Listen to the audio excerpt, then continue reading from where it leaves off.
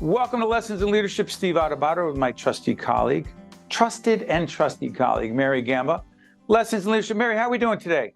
I'm doing really great. I said every single time we start a new show, you ask me that question, and the only attitude that you can have is positivity and greatness. So it's another great day. It is bordering on 4 o'clock. We've been taping since 9 a.m., 4 o'clock p.m., not a.m. That would be insane. And the energy level is as high as it was when we started. How does that happen? It's all about a mindset and an attitude. And I say it every time we get to this point of the day. I could probably do about 2 more shows. I'm sure our director and now, no, but because we have a talented crew, we plan, we prepare. So it's just really great being here today. Well, talk about people who have busy schedules, who multitask, who juggle a lot. We're joined by Rakia Reynolds, founder and executive officer of Skai Blue Media. Rakia, good to see you. Great to see you. And I am so excited to be here. I am now impacted by your energy. So thank you, Mary, and thank you, Steve. That's great. Wait, we infected you? We're contagious. We are patient zero. I needed it. So thank you.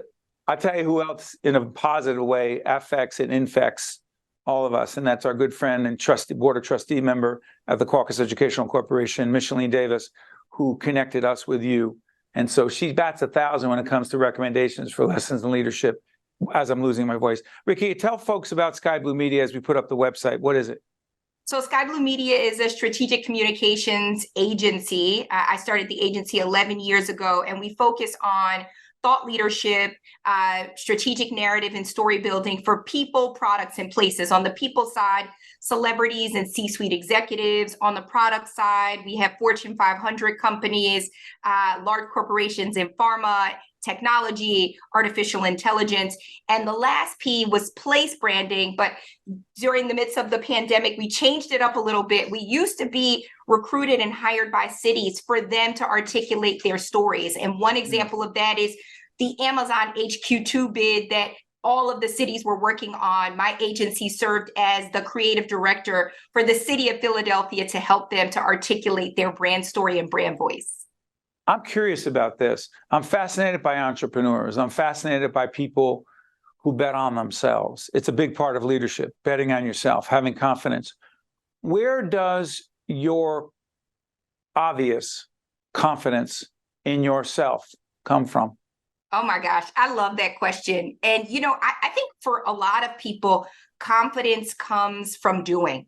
And if you look confidence up in the dictionary, it is defined by tackling a task. And if you are an entrepreneur or an intrapreneur, intrapreneur is the person within an organization, an entrepreneurial organization that keeps the spark going. That's right. Are tackling tasks every day. So if you can tackle a task, the more tasks you tackle, the more confidence you build. Even while you make mistakes and learn from it? Of course, that's the best way to learn. You've got to skin your knees a little bit. You've got to fall off the bike a few times to really understand how to, ride uphill, and even more, how do you really coast downhill? Pick it up, Mary. Mary's an entrepreneur. I just want to make it clear. She is highly entrepreneurial inside our organization. Go ahead, Mary. Yeah, definitely. And I would love to talk a little bit more. You talk about helping organizations and people to build their brands. Talk a little bit about the connection between storytelling. Steve and I always say people remember a story. So talk about the connection between storytelling and building a brand. What is the link there? So storytelling, and you just said it, storytelling is really the beginning, the middle, and end. Really understanding what that middle is. And the middle is very important because that's your transitional period. That's when you go from point A to point B to point C. Building a brand is a set of feelings, emotions that people are impacted by when hearing or experiencing your story. So sometimes I think, the antiquated way to look at a brand is the logo, what colors are you using? But it's multifaceted now. It is how you're showing up. It's the verbal, it's the nonverbal. It is the set of experiences that people have when you are no longer there. What is your legacy? What is your mark? What do people remember most about your storytelling? And in the world of marketing, we say your brand narrative or your authoritative voice or your positioning statement. So it's really being able to build those things up so that you can leave people with an experience, especially today. So I got to follow up on that, Mary. Mary and I don't know, 2015, I think the book You Are the Brand came out that Mary and I worked on for a couple of years. So assume that you are the brand of Skai Blue Media. Now I'm going to put my blue glasses on. You can't tell because it's not as blue as yours. But I'm going to try something. I'm going to guess. Rakia, your glasses today, do they have anything to do with the brand Blue Sky? Oh my goodness. I'm glad you asked, Steve. It has absolutely. There it has it is. absolutely. And my shirt and my sweater, my nails. I am a walking billboard for my company, but even more so, blue in the world of color psychology relates to trust, authenticity, and integrity. And in the world of communications, when I started this agency, that is what we signed up to do. So the feelings of experiences and the set of emotions that we leave upon people are that we are the truth tellers for your brand story. And so when we use the color blue to help to signify that, it is just a reminder. It can't just be Rakia wears the color blue or the people wear the color blue. It is a reminder of our values, our set of beliefs, and what we are doing to set out the work that we do in the world of communications. Well said, Mary. Yeah. What advice do you have, Rakia, for young women, particularly young women of color who are looking to become entrepreneurs, who are looking to believe in themselves in order to go out there, blaze a trail, find their way in the world? What one piece of advice can you give to any of those young women watching today? Oh my gosh, I can't even narrow it down to one thing. But what I will say is this is an entirely different world. We are in a different landscape where everything is at your fingertips. Things are more democratized. You can create your own spaces. You know, we're in the world of coming from Web 2 and going into Web 3, where you can actually control, you know, the platforms that you're on. You don't have to stick with one or two or three platforms. You can create your own networks, your own landscape. And so what I would tell young people now is really, now is the time to dictate your own destiny. If you understand where you want to be or have an inkling of where you'd like to be in another year or another 2 years, write that down, flesh that out, and then surround yourself with a word that my vice president of brand activism and storytelling uses. Her name is Almaz. She likes to use this word friendtors. So it's not just friends and mentors, but it's people that possess both of those qualities. Surround yourself with friendtors and mentors and sponsors that you can bounce ideas off of. And you can say, hey, am I doing this right? And they help to keep you on that North Star. One more question. I read about you. Is it true that you're born in Brick City, Newark, New Jersey? I was born in Newark, New Jersey, Brick City. Is that true? Yes, I was born there and I stayed there until all the way through kindergarten. So here's the question. Mary asked you about advice for young women, particularly women of color.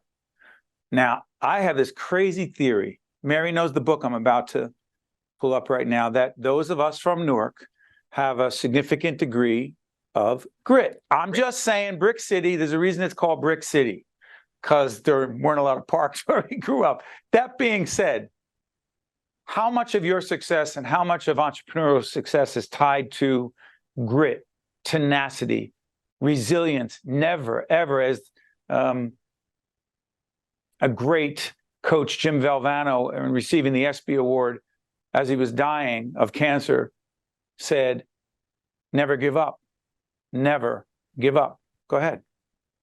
Steve, I think that is such a fantastic statement and question, because it has my entrepreneurial journey has everything to do with grit, the tenacity with a capital T. You have to be tenacious. And sometimes people might argue you might have to be delusional. You have to believe your own set of ideas over and over again, because if you believe them, someone else will believe them.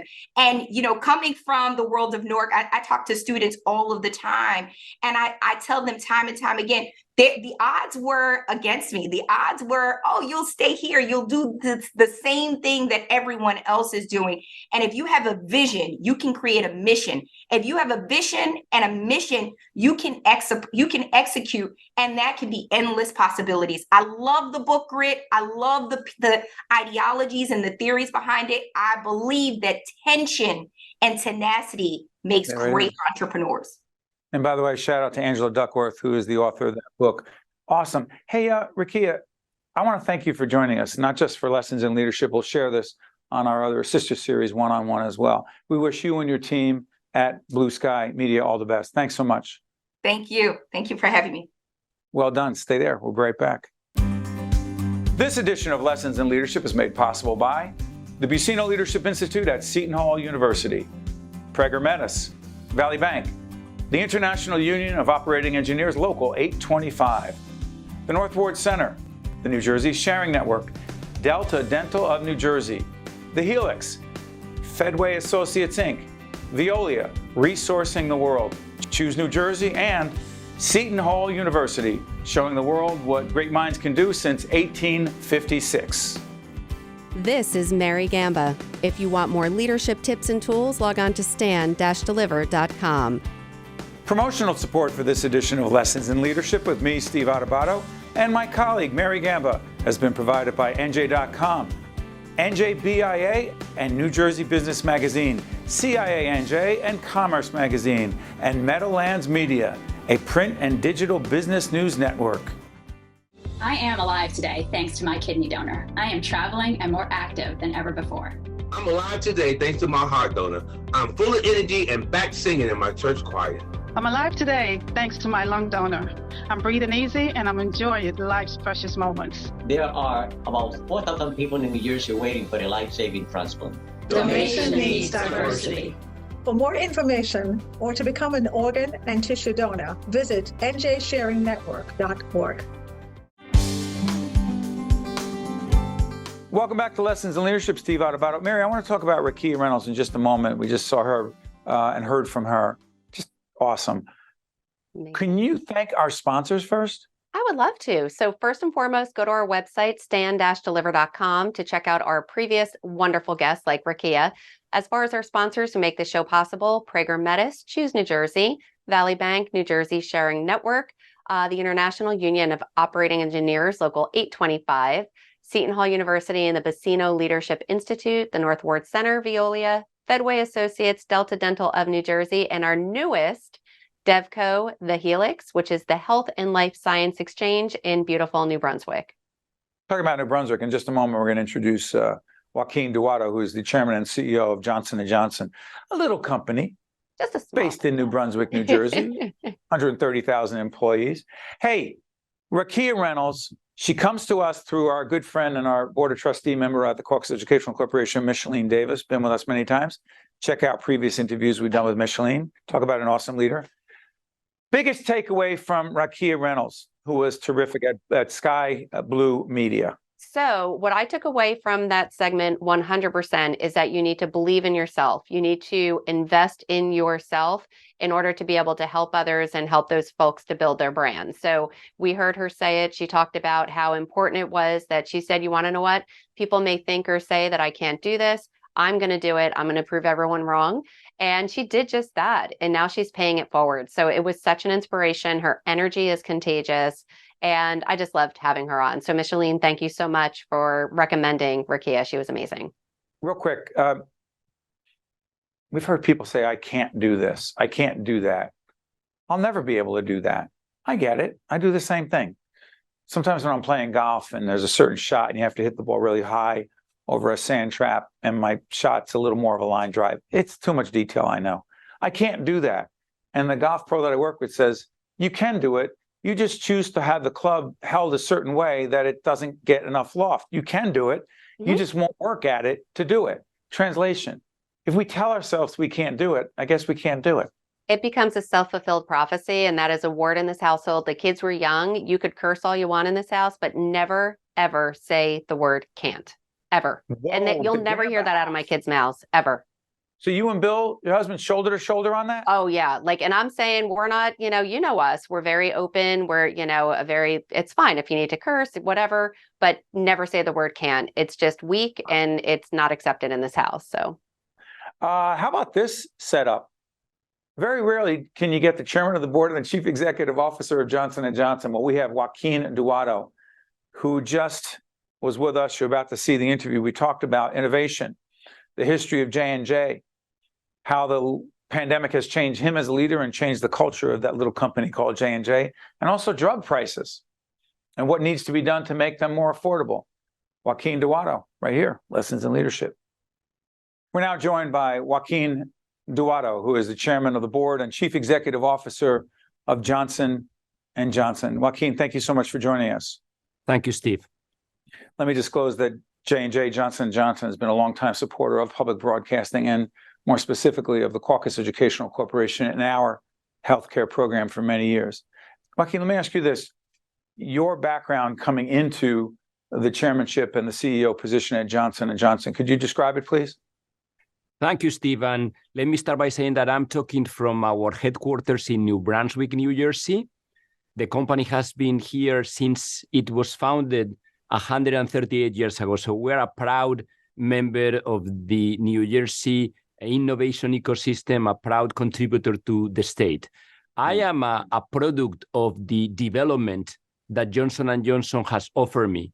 I work in the company for 34 years, and it's the result of the opportunity that company like Johnson & Johnson has given me working in different regions of the world, working in our consumer, in our pharmaceutical, in our medtech sector, up until getting to the position of CEO. And it makes me very proud to be able to represent our 130,000 employees, 16,000 of them right here in New Jersey. You know, Joaquin, it's interesting. You mentioned innovation, and it brings up an issue, a topic that I don't think a lot of people understand. Bringing a drug to market, if you will. I'll talk about drug prices in a moment, prescription drug prices in a moment, but talk about the complexity of bringing a drug regulated by the government, federal government, to market, if you will. How complex is it? It's a complex endeavor. Some people believe that developing a new medicine is more difficult than put a man on the moon, just to give you an example. And it's a long process. It's a multi-decade process, and it requires a significant investment. Our investment in R&D as Johnson & Johnson was $14.6 billion. So it's a significant amount of money. We are also a company not only focused on medicines, but also in medical technology. Medical technology, it's very important, especially in surgery, which is one of the most common medical interventions. So science is complex, and it requires a lot of attention and time and investment in order to be able to develop a medicine or a medical technology that is going to impact patient care. Let me give you an example of one treatment modality that we are working and developing right here in New Jersey. Is cell therapy. Have you heard about cell therapy, Steve? Is it cell therapy? Cell therapy. Is it T cell therapy or just cell therapy? Because I'm not sure to understand the difference. You in this modality of cell therapy, what we do is to reprogram your T cells in order to be able to recognize and attack cancer cells, specifically in this case, in hematological cancers like multiple myeloma. So we have seen tremendous results utilizing this cell therapy, and we manufacture cell therapy right here in New Jersey. So that's an example of how science is progressing in a way that we are able now to address some diseases that were considerable uncurable, convert them into potentially chronic diseases. Let me shift gears, and then I'll come back to the issue of drug prices in a moment. But it's interesting how you talk about cancer and treatment of cancer and therapeutics that can be helpful potentially. But that's something we know exists. Cancer, it's a disease that affects so many millions and millions of Americans and family members. But when something happens like a global pandemic, what happens in an organization, in a corporation like Johnson & Johnson, particularly as it relates to vaccine, the race to vaccines, others, competitors, and I don't even know if you're competitors at that point, Joaquin. I don't know if everyone comes together. We don't understand that. What could you describe what COVID was like for your universe at that time? Yeah, great question. Look, COVID had many aspects for us. The most important one was that when we saw the pandemic coming, we stepped it up and we developed a vaccine ourselves. And we dedicated thousands of people across the company to be able to develop and manufacture a vaccine that has been mostly used in low-resource countries, and we are very proud of that. Organizationally, I'm very proud too of the fact that we were able to continue the supply of our life-saving medicines and medical devices along the world. So we had thousands of people in our supply chain going to work every day in order to be able to deliver those medicines and medical devices. And overall, it made our company more sympathetic, and it made us understand better that we are vulnerable. And I think that helps us be more human overall. And obviously, a big effect of the pandemic was that we accelerated technology and ways of working that we didn't have before. So that's been a change for our organization too. Joaquin, how do you believe, and I ask so many people this on our public broadcasting programming and also our Lessons in Leadership program, our sister program, and I'm fascinated by this because I know the pandemic changed me as a leader on so many levels of a small not-for-profit production company and a leadership development company, our company outside of public broadcasting. How do you believe COVID, the pandemic, has changed you as a leader? Clearly, I told you before, Steve, I think it has made us more human. It has made us more understanding of the vulnerability. It has made me more prepared to deal with uncertainty. So that's something that COVID has brought into me as a leader, but also in the overall Johnson & Johnson organization. It created a higher commitment with our mission. It made it clear what an impact we can have in the world. Now let's talk about drug pricing. To those who say in Congress, consumers, others, drug prices are simply too high. Big pharma, and that means a lot of things to different people, it's big pharma. They are the ones, they're making profits that make no sense, and we need to reduce the prices of prescription drugs. Talk to those folks. I would say, look, our goal as a healthcare company, as Johnson & Johnson, is to be able to provide affordable, quality medical devices and pharmaceuticals to all Americans. And I have to underscore, we are part of an ecosystem. It's not only about the pharmaceutical companies, but it's also about the doctors, it's about the hospital, it's about the government, it's about all of us working together in order to have that goal. If you step back for a second and you look at the healthcare costs, Steve, pharmaceuticals is 15% of the total healthcare costs. So when you think about costs, 15 of the total healthcare costs. We need to also think about the 85% remaining. Now, is there an issue of affordability, especially in our senior citizens that are in Medicare in this country? Yes, there is. And I can tell you that we are a company that is always looking for the long term and to look for solutions that involve constructively all players. And we are very much willing to work with anybody that is willing to try to lower the out-of-pocket costs that the patients in the US, especially in Medicare, have. So that's something that you will always find Johnson & Johnson ready to collaborate, ready to do our part. You know, it's interesting. Johnson & Johnson is a brand everyone knows and they have their own respective perception of. And what's curious to me is, as we speak right now, at the end of September 2023, there's literally a brand change. We're not going to turn this into a commercial for J&J, but there's a brand change. After 135 years, is it the logo that's changed? What's changed? The major change, Steve, is that now we are a focused healthcare company. So we are focused exclusively in medicines and medical technologies. And we have separated our consumer company, the company that has the products that people know us for, like Tylenol, Band-Aids, and shampoo, in a new public company, which is an independent company called Kenvue. So now Johnson & Johnson is focused in research and development, in innovation, in healthcare through medicines and medical technology. So that's a big change for us. And that means that we are going to be able to concentrate all our efforts in trying to solve some of the difficult diseases, tough healthcare challenges that still remain unsolved. You know, you talked about the 15% of the overall healthcare costs, which is obviously a decades-long issue in terms of healthcare costs in this nation and how they are taking up a greater and greater percentage of the gross national product. It's not a new issue. But you talked about the other 85%. I'm curious about this, Joaquin. The future of healthcare, not just in terms of innovation and new drugs and new therapies and new treatment, all of important. Affordability, incredibly important.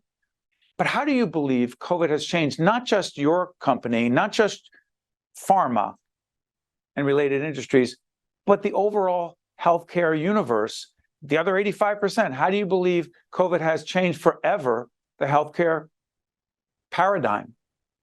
Yeah, COVID has had an important impact in society in many different ways, not only in healthcare. One of the biggest impacts is the acceleration of the use of technology.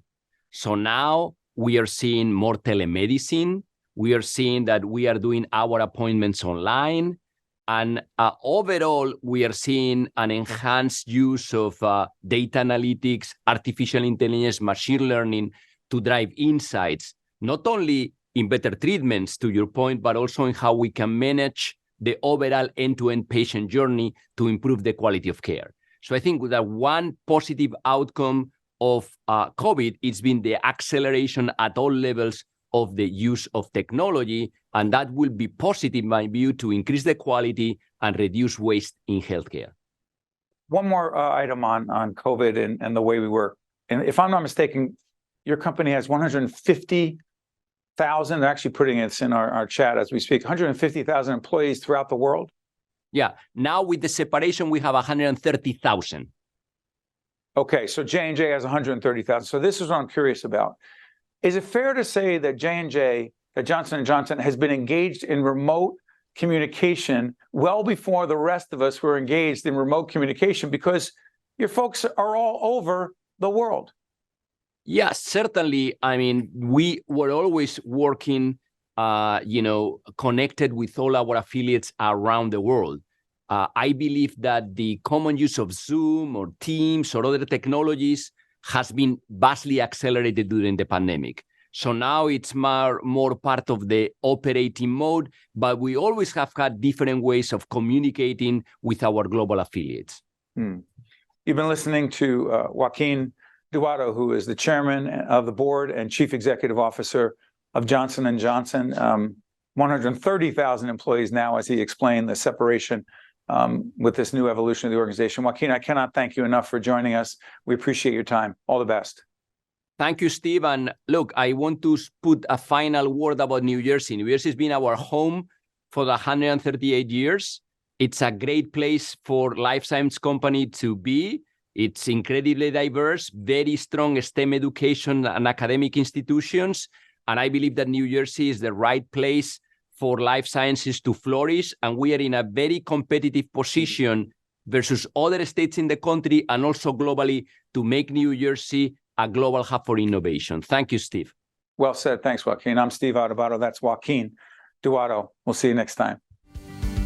This edition of Lessons in Leadership is made possible by the Buccino Leadership Institute at Seton Hall University, Prager Metis, Valley Bank, the International Union of Operating Engineers, Local 825, the North Ward Center, the New Jersey Sharing Network, Delta Dental of New Jersey, the Helix, Fedway Associates, Inc., Veolia, Resourcing the World, Choose New Jersey, and Seton Hall University, showing the world what great minds can do since 1856.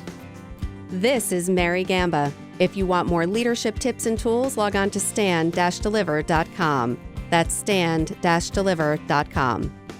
Promotional support for this edition of Lessons in Leadership with me, Steve Adubato, and my colleague, Mary Gamba, has been provided by NJ.com, NJBIA, and New Jersey Business Magazine, CIA NJ, and Commerce Magazine, and Meadowlands Media, a print and digital business news network.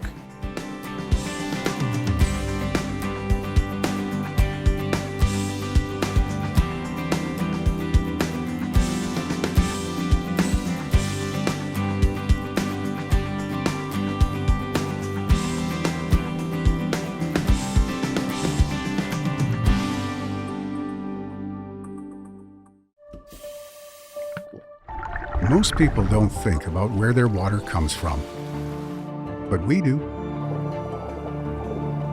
Veolia. More than water. Resourcing the world.